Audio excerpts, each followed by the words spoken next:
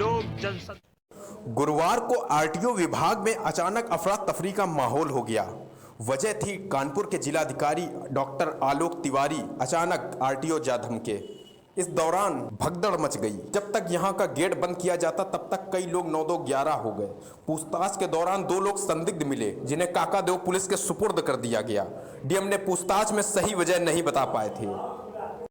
बता दें, डीएम आलोक तिवारी दोपहर में अचानक आरटीओ कार्यालय पहुंच गए। यहां पर पहुंचते हुए उन्होंने सबसे पहले कार्यालय के मेन गेट को बंद करा दिया। हालांकि इतनी देर में यहां पर मौजूद कई लोग भाग गए। इसके बाद डीएम ने यहां पर आए लोगों से एक एक कर बातचीत की। उनके काम को लेकर जानकारी हासिल करने के साथ पूछताछ करते हुए पूछा कि किसी ने उनसे रकम की डिमांड तो नहीं की। इस पर यहां खड़े लोगों ने हालांकि इनकार कर दिया। इस दौरान 2 लोग ऐसे भी मिले जिनके पास ना तो कोई कागज था और पूछताछ में वह कुछ नहीं बता पाए। बताया गया कि ये दोनों दलाल हो सकते हैं। इस पर उन्होंने काकादेव पुलिस के सुपुर्द कर दिया।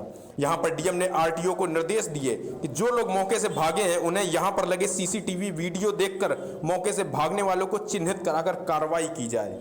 इससे पहले जिलाधिकारी द्वारा भूमि अध्यापक कार्यालय स्थित वेस्ट कोर्ट बिल्डिंग का भी औचक निरीक्षण किया गया, जहां निरीक्षण के दौरान हालांकि कोई कमी प्राप्त नहीं हुई। आज एडीएम लैंड एक्विजिशन ऑफिस और आरटीओ ऑफिस का सडन इंस्पेक्शन किया गया। एडीएम लैंड एक्विजिशन ऑफिस में स्थिति ठीक पाई गई। आरटीओ ऑफिस में कुछ लोग भागते हुए पाए गए, जिससे ये लगा कि वहाँ पर शायद कुछ लोग दलालों का काम कर रहे हैं। इस विषय में आरटीओ को और स्थानीय पुलिस के अधिकारियों को निर्देशित कर दिया गया है कि जो लोग वीडियो में पाए गए हैं भागते हुए, उनकी शिनाख्त की जाए, उनके खिलाफ आवश्यक कार्रवाई की जाए। आप देख रहे हैं लोग जनसंख्या। गुरुवार को जिलाधिकारी कानपुर नगर व नगर आयुक्त ने जिलाधिकारी आवास पर एक प्रेस कॉन्फ्रेंस का आयोजन किया। इस दौरान उन्होंने बताया कि PM street vendors Atmanirbhar Nidhi योजना के अंतर्गत शहरी एवं ग्रामीण क्षेत्रों के पथ विक्रेताओं को 10,000 रुपए की पूंजी ब्याज अनुदान आधारित आसान ऋण पर उपलब्ध कराई जा रही है, जो नियमित धन वापसी आधारित है एवं डिजिटल लेन देन को प्रोत्साहित करने वाली योजना है। ऐसे पथ विक्रेता जो कि सर्वे के माध्यम से चिन्हित किए गए हैं परंतु उनको विक्रय प्रमाण पत्र एवं पहचान पत्र जारी नहीं हो पाए हैं, ऐसे पत्र विक्रेताओं को नगर निकाय द्वारा 1 माह के अंदर विक्रय प्रमाण पत्र एवं पहचान पत्र उपलब्ध कराए जाएंगे। इस दौरान उन्होंने बताया कि आगामी 1 मार्च से 6 मार्च तक विशेष अभियान चलाया जाएगा, जिसमें आने वाले आवेदन का निस्तारण किया जाएगा। साथ ही उन्होंने बताया कि 27 फरवरी, 6 मार्च और 13 मार्च को सभी बैंक इस कार्य को सफल बनाने हेतु खुले रहेंगे। कोई भी स्ट्रीट वेंडर अपनी नगर निकाय एवं जोनल कार्यालय में संपर्क कर योजना का लाभ उठा सकते हैं।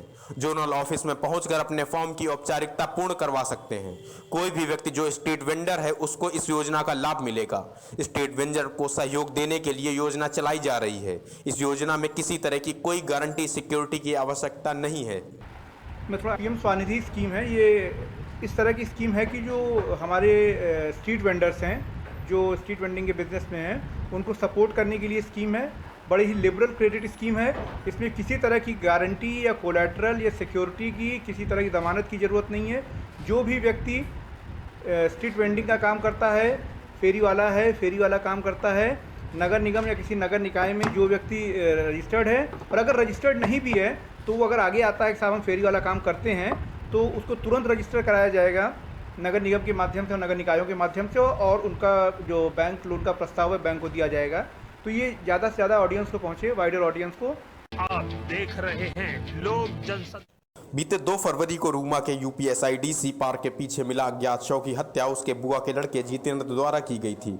यह जानकारी आज पुलिस लाइन में पत्रकार वार्ता के दौरान एसपी ग्रामीण ब्रजेश श्रीवास्तव ने दी। उन्होंने बताया कि महाराजपुर थाने के अंतर्गत रहने वाले अपने बुआ जात भाई की यह हत्या जितेंद्र ने अपने साथी रवि के साथ पैसे के लालच में की थी। उनके पास बैंक के लगभग 2.5 लाख रुपए थे। हत्या की पुष्टि सीसीटीवी कैमरे विजुअल में मिलने की तस्दीक हुई है। ज्ञात रहे अभियुक्तों ने पहचान छिपाने के लिए हत्या के बाद शव जला दिया था। डेड बॉडी मिली थी अज्ञात महाराजपुर थाना क्षेत्र में, यूपीएसआईडीसी रूमा है उसके पीछे मिली थी। वो उस शव को पहचान मिटाने के लिए जलाया भी गया था। बाद में महाराजपुर पुलिस ने जब उस पर कोशिश करी तो उसकी पहचान हुई और वो नरवल का युवक निकला। एफआईआर की गई थी इस मामले में अज्ञात के विरुद्ध और एक बास्तवा भी किया गया था। बाद में जब इसके बारे में पूरी जानकारी की गई तो ये पता चला कि इसके सगे बुआ का लड़का जितेंद्र है, जो इसको बुला करके ले गया था और उसने अपने दोस्त रवि के साथ मिल करके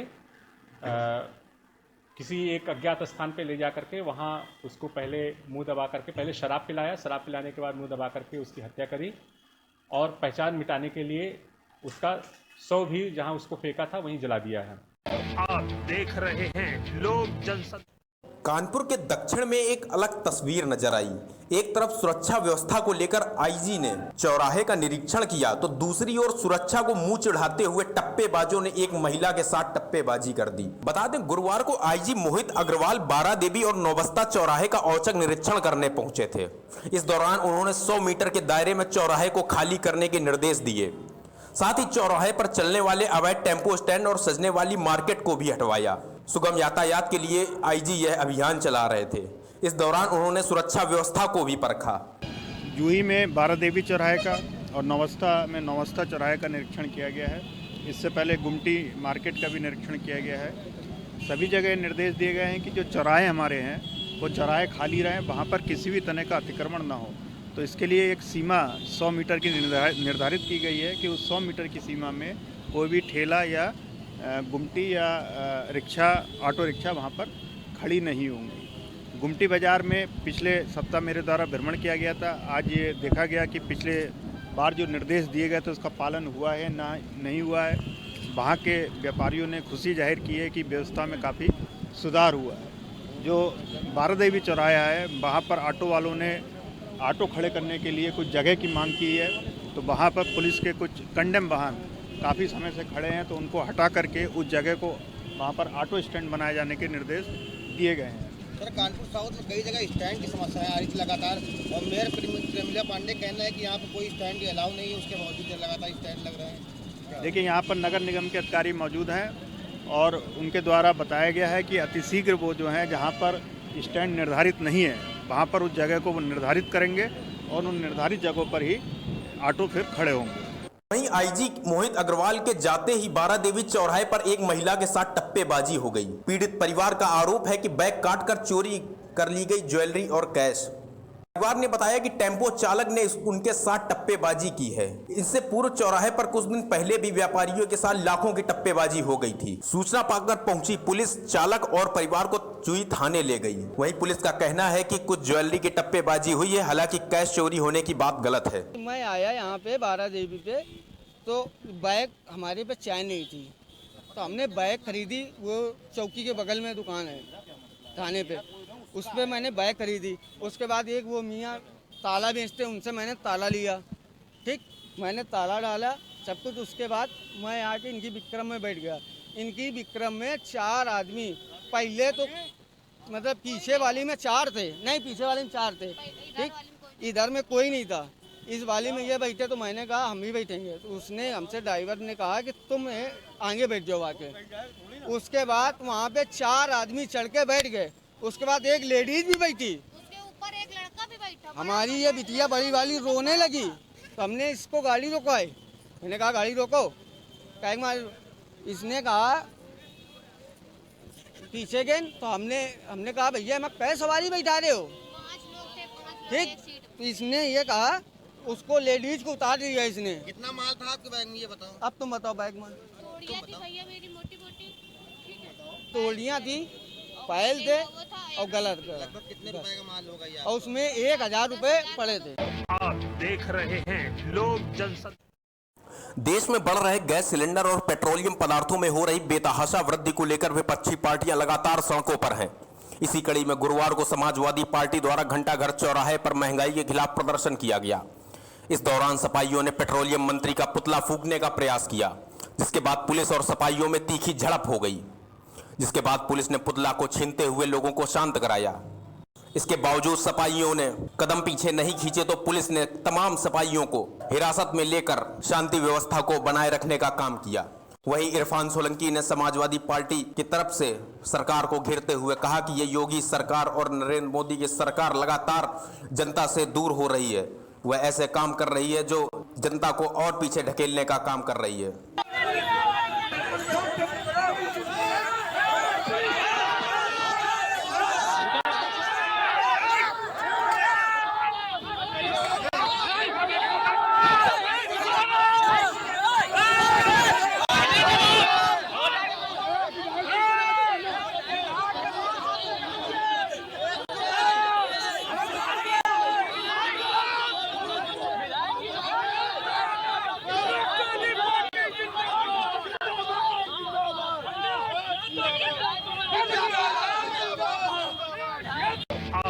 देख रहे हैं लोक जनशक्ति। सरकार जहां महिला सशक्तिकरण को लेकर महिलाओं को सशक्त करने का कार्य कर रही है, वहीं कस्बा रूरा की सीमा गुप्ता अपने पति से पीड़ित होकर सरकार से न्याय की गुहार लगाने को लेकर दर-दर भटक रही हैं। कानून की लचर व्यवस्था को देखते हुए एक मानसिक रोगी महिला ने अपने मानसिक रोगी बेटे व बेटी के साथ सरकार से इच्छा मृत्यु की अनुमति मांगी है। बता दें, जनपद कानपुर देहात के कस्बा रूरा बाजार वार्ड की सीमा गुप्ता, जिनकी शादी 20 जून 2009 को ज्ञान प्रकाश गुप्ता के साथ हुई थी, शादी के कुछ माह बाद ही सास नंद व पति ने महिला पर दहेज के लिए अतिरिक्त मांग कर परेशान करना शुरू कर दिया। यह सिलसिला लगातार जारी रहा। पीड़िता ने बताया कि दहेज की मांग पूरी न करने पर ससुराल के लोगों ने मुझ पर गंभीर आरोप लगाकर मुझ पर तलाक का मुकदमा मैनपुरी कोर्ट में दाखिल कर दिया, जिससे मेरा परिवार परेशान रहने लगा और मेरा बेटा आयुष को भी ब्रेन अटैक का शिकार हो गया, जिसका इलाज कानपुर व लखनऊ में चल रहा है। वहीं पीड़िता ने बताया कि अपने ससुराली जनों से लगातार मानसिक टॉर्चर के कारण पूरा परिवार परेशान है। उनके पास अपने परिवार को चलाने के लिए कोई साधन भी उपलब्ध नहीं है। ऐसे में पीड़िता ने सरकार से मांग की है कि मेरे पति नंद की जाँच कराकर मुझे न्याय दिलाया जाए, अन्यथा अपने बच्चों सहित इच्छा मृत्यु की अनुमति दी जाए। अच्छा, आपने ये जो सरकार से इच्छा मृत्यु अपने बच्चों के साथ मांगी है, इसका क्या कारण है? इसका कारण, मैं एक मानसिक रोगी महिला हूँ। मेरे ऊपर झूठा मुकदमा लगाया गया, मेरे पति द्वारा लगाया गया है तलाक का। मैं इस बच्चों से लेना चाहती हूँ, ये बच्ची की अनंत की जांच हो, मैं अपने बच्चों के साथ न्याय इच्छा मृत्यु की याचिका दायर करती हूँ। तो ये बताइए, आपके पति ने आपके ऊपर क्या आरोप लगाया है? मेरे पति ने मेरे पर तलाक का झूठा मुकदमा दायर किया है, क्योंकि मैं मानसिक देकर दर्द के मुझको मार डाले। मुझे वो बाजार में छोड़कर भाग गए, बीमारी हालत में लेकर आए थे, बच्चों को सही छोड़कर भाग गए। आप देख रहे हैं लोक जनशक्ति। जनपद कानपुर देहात की सिकंदरा तहसील के कस्बा कांगी में विगत 7 वर्षों से लगातार मां अम्बे रामलीला समिति के तत्वाधान में संपन्न कराए जा रहे रामलीला महोत्सव कार्यक्रम का शुभारंभ संदलपुर विकास खंड से पूर्व ब्लॉक प्रमुख शशांक शेखर मिश्र द्वारा फीता काट कर किया गया। वहीं संयुक्त उद्घाटनकर्ता ग्राम प्रधान संतोष कटियार उर्फ पप्पू फौजी ने बताया कि कार्यक्रम के दौरान लक्ष्मण शक्ति व मेघनाथ वध का मंचन किया गया, जिसमें कानपुर नगर के शिवली से पधारे अभिषेक ने लक्ष्मण व कानपुर नगर के ही सोनू त्रिपाठी ने भगवान राम व अकबरपुर के लालू अग्नोत्री ने दशानन रावण का अभिनय कर दर्शकों को मंत्रमुग्ध कर दिया। जिस दौरान नृत्य कलाकारों में आरती, कंचन व पलक ने अपनी नृत्य कला का प्रदर्शन किया। मुख्य अतिथि के रूप में सुनील भदौरिया, दीक्षा अवस्थी ग्राम पंचायत अधिकारी व मोहम्मद अनवार ग्राम प्रधान मूंगीसापुर सहित तमाम सदस्य मौजूद रहे। आप देख रहे हैं लोक जनशक्ति। खबर उन्नाव के गंगा घाट से है, जहां पर राजधानी मार्ग गिरधर ज्वेलर्स में भगवान विश्वकर्मा का कार्यक्रम हुआ, जिसमें शुभ अतिथि माघ शुक्ल त्रयोदशी में भगवान विश्वकर्मा के प्रकट दिवस के अवसर पर सांस्कृतिक कार्यक्रम में मुख्य अतिथि के रूप में सांसद साक्षी महाराज का अभिवादन करते हुए नगर पालिका अध्यक्ष रंजना गुप्ता, प्रतिनिधि राजेश गुप्ता मौजूद रहे। कार्यक्रम को जानकारी देते हुए शीतल प्रसाद ने बताया कि 17 सितंबर को होने वाले विश्वकर्मा दिवस को पूजन दिवस के रूप में मनाया जाता है, लेकिन आज के कार्यक्रम में भगवान विश्वकर्मा के प्रकट होने के बारे में बताया गया और विश्वकर्मा समाज भेदभाव से हटकर समाज के हितों के लिए काम करता है। सृष्टि के रचयिता परमपिता परमेश्वर भगवान विराट विश्वकर्मा जी का प्रकट उत्सव शुभ तिथि माघ शुक्ल त्रयोदशी में मनाया जाता है। हम सभी विश्वकर्मा वंशियों का दुर्भाग्य कहें कि अज्ञानता में हम अभी तक 17 सितंबर को मजदूर दिवस के रूप में मनाते चले आए हैं। अब जब हम लोगों को वेदों के माध्यम से जानकारी हुई तो एक नया प्रयास किया जा रहा है कि जिसके वेदों में प्रमाण है, वैदिक प्रमाण है कि भगवान विश्वकर्मा कौन थे। आप देख रहे हैं लोक जनशक्ति। किसान बिल व महंगाई को लेकर जहां पूरे प्रदेश में कांग्रेस सड़कों पर उतरकर हल्ला बोल रही है, वहीं सोनिया गांधी के संसदीय क्षेत्र रायबरेली में भी कांग्रेसियों ने सड़कों पर उतरकर जमकर हल्ला बोला और कांग्रेस कार्यालय तिलक हॉल से लेकर शहीद चौक तक पैदल मार्च निकाला। कांग्रेसियों की माने तो लगातार महंगाई चरम पर पहुंच रही है, वहीं किसान विरोधी बिल को लेकर लगातार किसान धरना प्रदर्शन कर रहे हैं। पर सरकार के कानों में जू नहीं रेंग रही है। सरकार ने सबका साथ सबका विकास का दावा किया था और विकास सिर्फ अडानी और अंबानी का हुआ है। गरीब और भी गरीब होता चला जा रहा है। किसानों की सुध लेने वाला कोई नहीं है। पेट्रोल, डीजल व गैस के दाम आसमान छू रहे हैं। इन सब मांगों को लेकर कांग्रेस पार्टी हल्ला बोलकर अपना आक्रोश व्यक्त कर रही है। हम ये काले कानून किसानों के जो बनाए गए हैं उसके लिए हम लोग जय जवान जय किसान का पद यात्रा निकाली है। तिलक भवन कार्यालय से लेकर शहीद चौक तक हम लोगों ने शहीदों को श्रद्धांजलि दी है।